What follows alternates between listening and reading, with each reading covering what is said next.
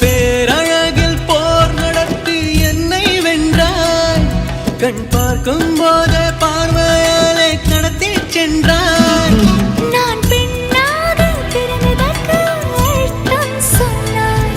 முன்னறியாத வெட்கங்கள் நீயே தந்தாய். என் உலகம் தனிமை காடு, நீ வந்தாய் பூக்களோடு.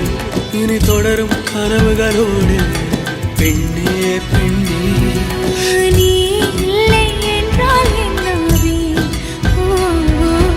நெருப்போடு வெந்தே மண்ணாவே. உன் பேரை சொல்லும் போதே